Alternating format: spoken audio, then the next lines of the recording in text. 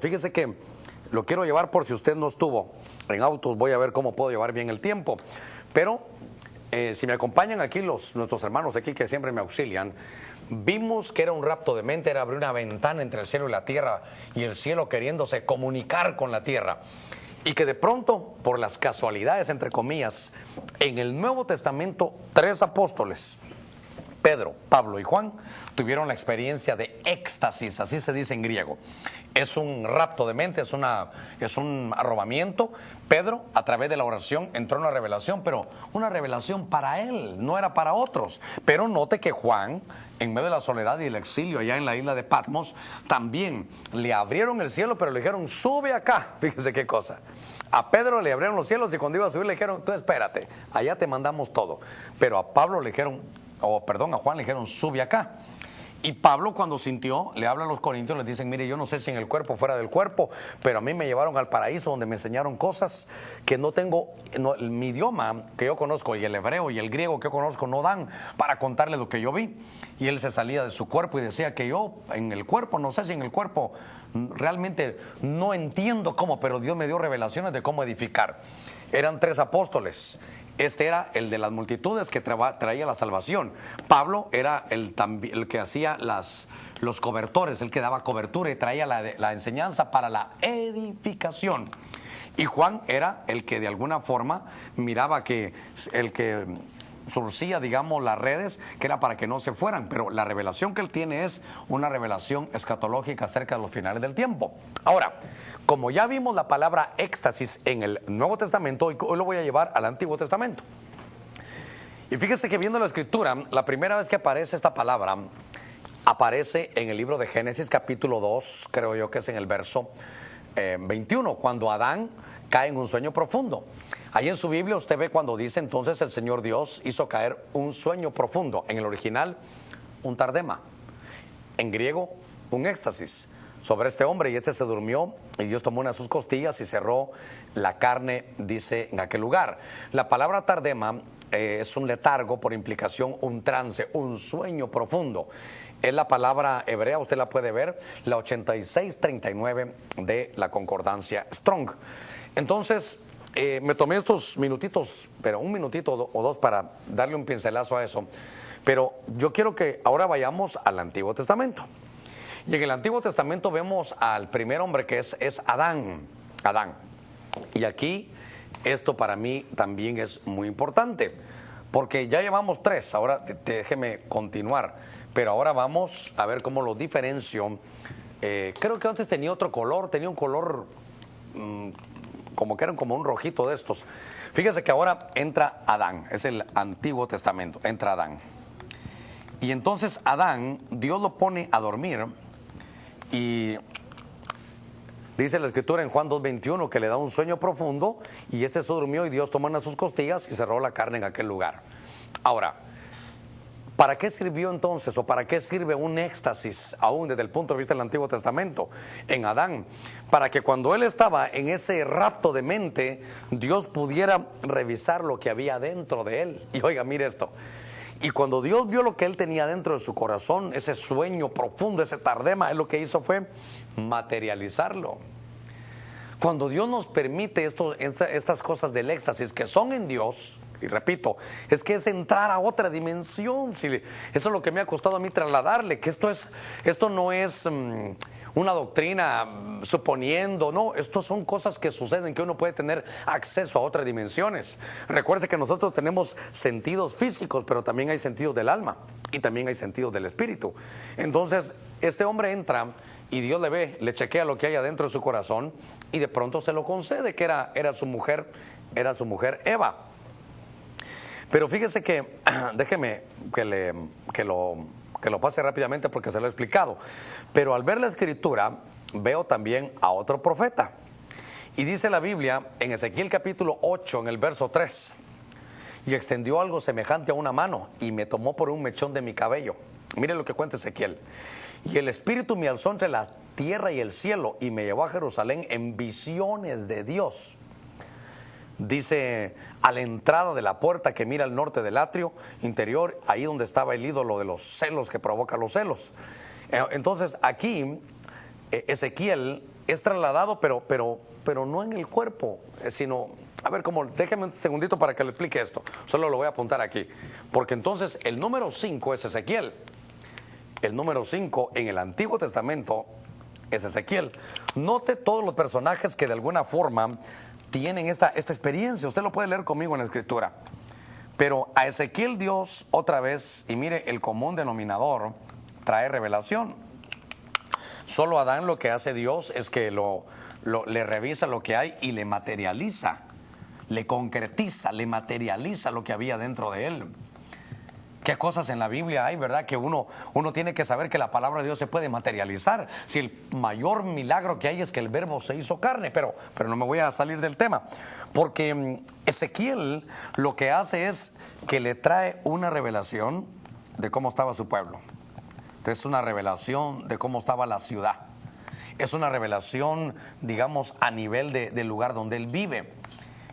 Y claro, es que recuérdense que ellos estaban viviendo en Israel. Todo Israel era parte del pueblo de Dios. Ahora, aquí hay algo, estas experiencias y estas enseñanzas son profundas. Le ruego que me ponga toda su atención. A él se lo llevaron en un cuerpo, pero no era este cuerpo, sino un cuerpo espiritual. Fíjese que en el libro de Romanos, creo que en el capítulo 12, usted puede ir a buscarlo ahí a su casa, dice que nos subamos al altar de Dios. Dice que vuestros cuerpos sean ofrecidos en el altar de Dios. ¿Por qué no dice vuestro cuerpo?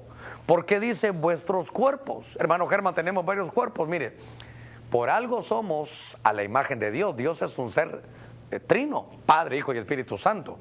Pero nosotros tenemos un cuerpo que es físico. Póngame eso a toda su atención, porque lo que le voy a hablar pocas veces lo digo porque es muy profundo. El cuerpo físico que usted mira ahora a través de su pantalla, el que se toca, el de carne y hueso. Pero cuando uno va a la Biblia, en el libro de Lucas aparece un pasaje donde hay dos que se mueren, el rico y Lázaro. Sus cuerpos, este físico se quedó ya en el cementerio, ahí están tirados, ya están en un ataúd, ahí está, pasa el tiempo. Pero dice que ellos en la otra vida, en eso se llama el cuerpo almático. Esa es la corporación del alma. Dice que el que estaba en pena le decía: Padre Abraham, conocía a Abraham. Dile a Lázaro, conocía a su vecino, que me traiga agua porque me estoy quemando en esta llama. Entonces Abraham le contesta: no, hijo, tuviste tu oportunidad, y todo el diálogo que usted conoce, pero ¿cómo que traiga agua? ¿Había sed? ¿Cómo, con qué ojos lo vio? ¿Con qué su lengua? ¿Dónde estaban sus ojos? ¿Qué ojos? Si sus cuerpos biológicos estaban en un ataúd, hay cuerpo almático. Yo sé que lo que le estoy hablando es algo profundo, pero cuando Jesús resucita, dicen un espíritu, y Jesús les dice: no, porque un espíritu no tiene carne y huesos como veis que yo tengo. Él tenía un cuerpo espiritual. Usted lo puede buscar en 1 Corintios 15. Hay cuerpo terrenal y hay cuerpo espiritual. Entonces se da cuenta, hay tres corporeidades. Yo sé que, Dios mío, yo sé que esto es profundo, pero quiero que usted lo vea, porque hay cuerpo biológico, hay un cuerpo del alma y hay para decirlo así, hay un cuerpo biológico, una corporeidad almática y una corporeidad del espíritu.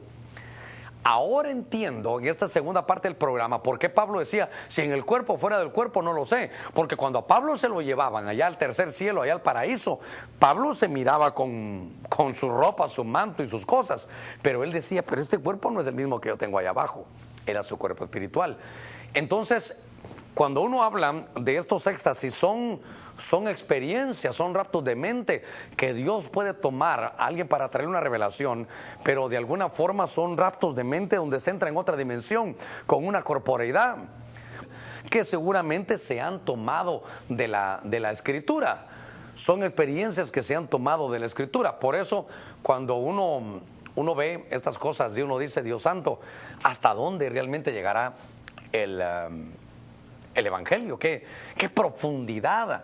A Adán le materializaron sus deseos. A Ezequiel vio la restauración, puse aquí yo de nacional, pero a él le mostraron cómo estaba su ciudad. Lo agarraron de un mechón del pelo y se lo llevaron para que viera entre el cielo y la tierra. Oiga, quiere decir que en un momento él como que estaba volando. Algunos han soñado que vuelan. Algunos han soñado, y es que estas son experiencias espirituales. Si en algún momento he tratado algún tema profundo son estos, pero he tratado de que usted lo vea en toda la Escritura. Abraham, Saúl tuvieron algunas otras experiencias, pero déjeme ver.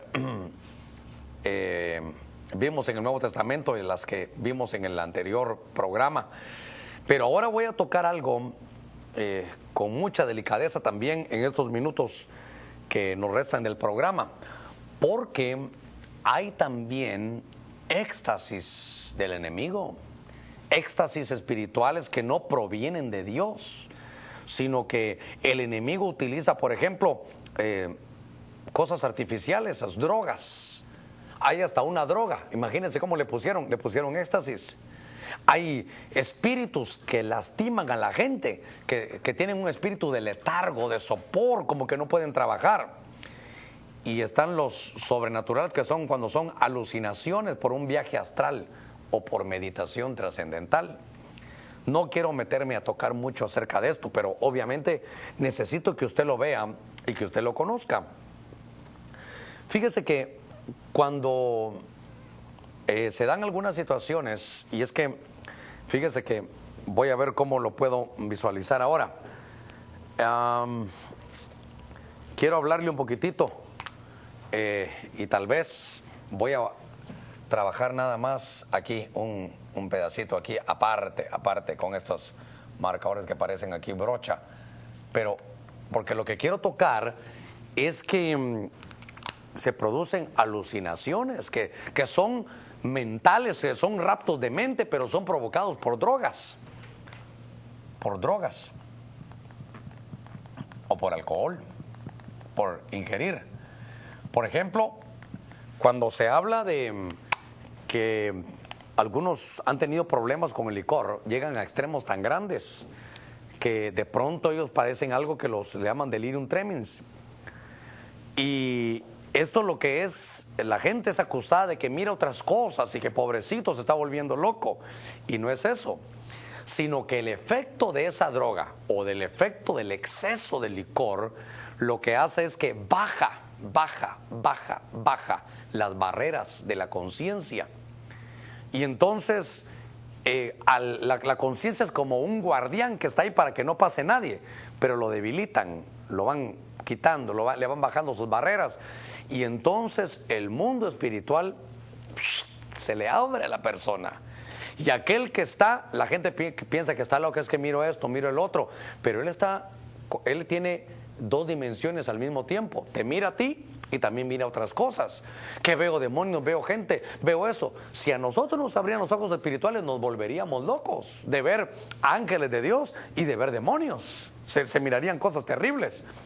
Fíjese que esto es una exageración del síndrome de abstinencia alcohólica que se produce entre el segundo y cuarto día de la abstinencia. Es algo de alucinaciones, porque la gente lo que pasa, se lo pude poner aquí yo, mira con la mente. Fíjese qué cosa esa, mira con la mente, pero son éxtasis de las tinieblas. Por eso nosotros tenemos que entender que los excesos, y había unas drogas, pero antes de que veamos esto, ¿verdad? Que causan problemas cerebrales y este tipo de cosas, porque estos ya son drogas. Y había una Biblia, y creo que en mi oficina la tengo allá en el libro de Nehemías, hay una Biblia, y se la voy a enseñar porque ya en otro programa lo enseñamos, ojalá que me la puedan facilitar. Es una Biblia en arameo de color rojita, así gruesecita. Esa Biblia dice en el libro de Esdras y Nehemías, dice que a la vuelta de un lugar donde vendían las drogas que narcotizaban, las hierbas que narcotizan, decía. Pero entonces note, por favor, pastor, ¿se está saliendo el tema? No, porque hay alucinaciones, hay éxtasis, pero provocados aún por drogas. Porque recuérdense que ese es un arrobamiento espiritual donde nos abren otra dimensión. Pero si es la dimensión de Dios, ahí va a estar el Señor dándonos revelación, hablándonos, haciendo cosas hermosas. Pero si no, son del enemigo. Y entonces el enemigo puede producir en algunas situaciones como ciertos tipos de intoxicación. Bueno, en un ratito voy a hablar. Es que esto es tan tremendo que cuando por lo menos se habla del cordón de plata, mire a dónde vamos a meternos aquí. porque recuerde que estamos como amarrados nosotros aquí. Mire lo que dice la Biblia en la Reina Valera actualizada. En Eclesiastés 12:6 dice: acuérdate de él antes que se rompe el cordón de plata y se destroce el tazón de oro, antes que el cántaro se quiebre junto al manantial y la rueda se rompa sobre el pozo. Quiero que se dé cuenta que el cordón de plata lo que hace es que mantiene el espíritu conectado al cuerpo. Aquí en Eclesiastés 12 dice: antes que se rompa ese cordón, porque cuando se rompa se acabó la vida. Y entonces, gracias, hijo, vamos a ver si lo logro localizar aquí, gracias. Vamos a ver, gracias, hijo, me la trajiste hasta en la página. Antes de pasar, esta es una Biblia que me regalaron, usted por ahí la podrá encontrar, es una Biblia, es la traducción castellana del arameo Galileo. Le voy a decir de quién es esta Biblia. Esta Biblia es una Biblia que es la Santa Escritura traducida al español directamente del arameo Galileo por el doctor José Hernández. Este hombre es un hombre mexicano. Y esta Biblia me la regalaron a mí, Dios mío, allá por el año 1999. Qué tremendo, en el siglo pasado. Pero entre las cosas hermosas que tiene esta, fíjese que en Nehemías capítulo 3, ahí lo pueden ver ustedes, apunté algo que me llamó la atención, que está solo en esta versión. Y fíjese que dice en el verso 31, luego Abanum, están hablando de la restauración, pero dice aquí en el verso 31, luego Abanum lo seguía Melajá, hijo de Sefanía. Melajá reconstruyó hasta donde está la casa de los natnaitas y hasta donde están, dice, los traficantes, a ver si lo puedo poner bien ahí, de hierbas que narcotizan, frente al portón de la salida y rumbo a la subida de la esquina que da vuelta hacia el portón de las ovejas. Reconstruyeron los orfebres y los citados traficantes de hierbas que narcotizan. Ojalá que usted lo pueda ver ahí en su televisión. Sí se lee, ¿verdad? En la televisión, sí, se está leyendo en la televisión. Bueno, esto lo saqué de esta Biblia, que es la Biblia de traducción del castellano al arameo. Entonces, se lo decía porque en aquellos tiempos ya había ese tipo de problemas. Ahí lo puede leer usted en su pantalla, que cerca de la iglesia había traficantes de hierbas que narcotizaban. Señor Jesús, pareciera que estas Biblias las hayan hecho el día de hoy, que en los tiempos de que está la iglesia restaurándose, salen traficantes de gente de hierbas que narcotizan. Fíjese qué cosa, ya se manejaba eso así en el arameo.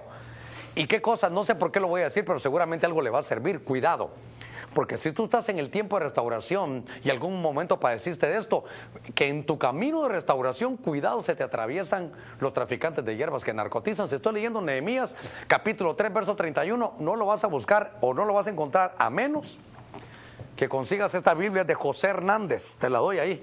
Mira, a mí Dios me enseñó algo con mi pastor Sergio Enríquez, que Dios lo bendiga, que yo me tengo que vaciar de todo lo que tengo para decirle: Señor, ya estoy vacío, lléname. Yo no me guardo nada de lo que tengo, yo le digo dónde lo saco. La Escritura, la Santa Escritura, traducción castellana del arameo Galileo. Esta Biblia me la regaló mi hermano Luis Ponce, que es pastor allá en Los Ángeles, California. Pero note qué interesante. ¿Por qué sacamos los traficantes de hierbas que narcotizan? Porque de alguna forma aparecían en estas cosas que estamos aprendiendo hoy acerca. Voy a quitar esto aquí, el orden, ¿verdad? Ustedes tan bonito que lo tienen. Aquí lo deja Giovanni, si no me va a regañar, Dios santo, que no voy a botar yo nada ahí. Ahí está. Bueno, entonces, déjeme seguir con lo que estábamos hablando, pero fue una cosa muy bonita, eso que usted lo haya podido visualizar conmigo. Ahí me avisan cuánto tengo de tiempo porque tengo que correr. Pero ahí estamos hablando del cordón de comunicación y dependencia, ¿verdad? Es el cordón umbilical. Pero estudiando la Escritura, fíjese que me di cuenta que habían 3 cordones umbilicales. El cordón umbilical es lo que el que usted traía cuando nació, es el del cuerpo. Y es lo que el bebé tiene cuando nace, ¿verdad? Que se lo cortan ahí. Ahí usted venía dependiendo, tenía una fuente, un suministro, dependiendo de la madre. Pero también hay un cordón umbilical del alma. Y cuando ese cordón umbilical del alma se cortan los ancestros. Porque eso, nosotros ya nacimos, ya me separé de mi madre y todavía tengo algunos problemas derivados de la herencia que ellos me dan. Ese es el cordón umbilical, ese se rompe y libera a los ancestros. Pero cuando se habla del cordón umbilical del espíritu, se rompe y uno se libera del cuerpo para partir a la eternidad. Fíjese qué cosas aquí. Entonces, ese es el cordón de plata que habíamos visto. Entonces, ay, Dios santo, déjeme que lo lleve a esto, porque estamos hablando y de pronto este segundo programa hemos aprendido, claro, acerca de los éxtasis, pero provocado por el enemigo, por las drogas, por las hierbas que narcotizan. Que también el enemigo pone eso, por eso a la gente le gusta eso, porque entra en otra onda, dicen. Y mire, ahí está en la escritura, pero es del lado de las tinieblas. Ahora, cuando hablábamos de esas cosas de dependencia, vimos que hay 3 cordones umbilicales. Cuando usted está en el vientre de su madre, usted depende de ella, usted come lo que ella come, no puede vivir sin ella. El cordón umbilical lo que marca es una dependencia que te alimenta. Pero también, por eso cuando uno ora, hay un cordón umbilical del alma que es cortado y que cuando se corta eso, se cortan los ancestros. A ver, ¿cómo se lo repito para que usted lo entienda? Usted ya se separó de sus padres porque usted ya es un ente humano que camina. Le cortaron el cordón umbilical, pero queda un cordón umbilical todavía, el del alma. Y si eso no se corta, usted va a estar dependiendo. Mire, las almas a veces se ligan, digamos, entre los novios. Se ligan, se aman y sea lo que sea, están ahí. Lo que hay que hacer es cortar ese cordón para liberar las almas. Aquí no es de liberar cuerpos. Y en Eclesiastés 12:6, cuando se habla del cordón de plata, que no se te rompa porque te mueres, dice. Entonces hay un cordón del espíritu que nos mantiene ligados aquí. Ay, Dios santo, ¿cómo le puedo explicar yo esto, Dios mío, en este tan poquito tiempo que tengo? Pastor, pero cuando uno está, usted vio como cuando ese cordón uno llega hasta donde el cordón puede tener de longitud. Sacamos rápidamente a un astronauta ahí con un cordón, ¿verdad? Si eso se rompe, se pierde en el espacio. Pero entonces, ¿cómo hacía Pablo? Entonces, ¿cómo hacían ellos? Pareciera que Dios, ese cordón del espíritu, lo quitaban y ellos se lo podían llevar en su espíritu a otro lugar, y cuando regresaban se volvían a poner su cordón umbilical. Mire, he grabado muchos programas, pero hoy sé que es un programa de doctrina muy, muy pesada, muy gruesa. Pero para eso estamos aquí, para explicarlo todo a la luz de la Escritura, y que Dios me haya dado gracia para estar aquí con ustedes. Déjeme llevarlo un poquitito más en estos minutos finales de este programa, porque hoy hemos venido hablando acerca de lo que son los éxtasis. Ahí está el cordón umbilical, ahí está esa dependencia que se tiene, ahí están que cuando se es cortado, se quita la dependencia. Cuando en el cordón del alma, cuando tu espíritu está oyendo un mensaje y tu pastor predica y decimos vamos a liberarnos de eso, es cortar un cordón que no se mira en esta dimensión, pero es una dependencia que se puede tener en otra dimensión, la dimensión del alma. Por eso hablábamos, ¿verdad?, de cómo la Biblia dice, acordaos de los presos, como si estuvierais presos con ellos, puesto que vosotros también lo estáis en este cuerpo, lo que le explicaba hace un ratito. Ese es el cordón de plata. Por eso nuestros espíritus quisieran hacer muchas cosas, pero están guardados en este presidio, en esta cárcel. De pronto el cuerpo se convierte en la cárcel del espíritu. Dios santo, yo quiero que vayamos avanzando un poquitito, porque se me han ido los minutitos aquí. Déjeme solo que termine la presentación Por eso es que de pronto, cuando se habla de esto, dice que hay personajes, según Ezequiel, que del lado de las tinieblas son los que cazan las almas cuando están volando. Y me tengo que reservar para decir tantas cosas que tengo aquí hoy, pero creo yo que deberíamos de detenernos ahí. Por hoy lo voy a dejar hasta ahí y le voy a hacer el resumen de lo que hemos visto, aunque solo déjeme que le diga esto, del lado de las tinieblas, y creo que va a ser bueno para que nadie me malinterprete. Yo no estoy hablando aquí de proyecciones astrales, eso es del lado de las tinieblas, que desdoblamientos, de que me voy a otro planeta, eso es del lado de las tinieblas, de eso no estoy hablando yo. Es cuando la mente consciente abandona su cuerpo físico o se mueve a otra dimensión. Eso lo trabajan. Por eso le ruego que ponga sus ojitos en su pantalla del lado derecho, ahí arriba. Esas son éxtasis de las tinieblas. Son lo que ellos llaman como proyección astrales. Así que del lado de Dios, estoy cerrando, usted lo puede ver en su pantalla. Es una iniciativa divina, razón por la cual Dios le da protección al espíritu para que no vaya a romperse ese cordón. Si Dios te saca, Dios te va a cubrir. Pero cuando es provocada por el hombre, por el lado oscuro, nos exponemos a que el cuerpo sea habitado por otros espíritus y que nuestra alma sea cazada. Mire, si el cordón de plata se rompe, se quedarán sin poder regresar. Estoy tratando de terminar porque puse cosas aquí que son tan difíciles. Bueno, creo que tengo 2 minutitos, me han hecho ahí la marca para decirlo. Cuando se habla también de los éxtasis de las tinieblas, son aquellos espíritus de sopor. Esos espíritus de sopor son espíritus de pereza. Entonces, aquí, del lado de las tinieblas, son espíritus de sopor. Espíritus que también se les llama, en otras versiones, de letargo. Son espíritus que nos conducen a la pereza. Y estoy cerrando, pero para mí es importante. Y la pereza nos va a conllevar a la miseria, a la pobreza terrible. Todo es una influencia negativa del lado de las tinieblas. Dios no quiere que estés pobre. Y claro, me han acusado, para ahí no todos, ¿verdad? Pero me han señalado que, pastor, usted habla de la prosperidad. ¿Pero qué quiere? ¿Que le hable de la miseria? Si mi Biblia me enseña que cuando el espíritu inmundo, espíritus malos, una ministración mala del enemigo, va a poner espíritus de sopor, de letargo, de pereza, que al final te van a llevar a la miseria y a la pobreza. Dice un proverbio, capítulo 6 por ahí, un poquito de doblar las manos, así empiezo a dormirme, así vendrá el hombre armado sobre ti. Dice como un hombre armado para destruir y quitarte tu riqueza.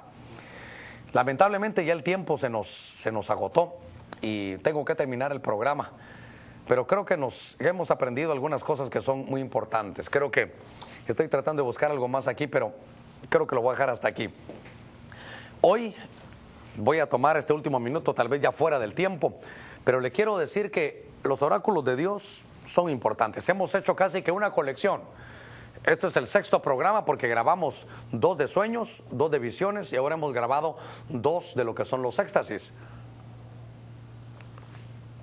Usted pudo ver conmigo en el primer programa, si se lo perdió, los éxtasis es un rapto de mente para Dios traer revelación y se lo dio al apóstol Pedro, al apóstol Pablo y a Juan. En este segundo programa vimos que en el Antiguo Testamento Adán y Ezequiel experimentaron lo que era entrar en ese tipo de éxtasis. Pero sobre todo este segundo programa vimos que del lado de las tinieblas hay drogas y el alcohol que eso te derriba las barreras de conciencia para que puedas estar al mismo tiempo en 2 dimensiones. Por eso la gente dice, fíjense que comí este tipo, por ejemplo, de hongos o de droga y tuve alucinaciones. Lo que pasó es que vio otras dimensiones. Qué cosa que haya hierbas que narcotizan, porque se lo enseñé en una versión aramea. Pero cuando esos espíritus entran al alma, son espíritus de sopor, de letargo, de pereza, que conducen a la gente a la miseria. ¿Sabe por qué a veces hay mucha gente pobre? No solo porque no tenga oportunidad de trabajo y esas cosas, sino por el ángulo que lo estoy viendo hoy. Porque muchas veces no se ha dado cuenta y está con un cordón umbilical en el alma amarrado a un espíritu de sopor que te va a hacer ser haragán, que te va a hacer tener pereza, que no te va a gustar ir a trabajar, que vas a empezar 1, 2 o 3 días con todo y 4, 5, 6, 7 sin nada. Eso no es correcto, eso no es normal. Eso es un espíritu de sopor que te tiene amarrado y ligado.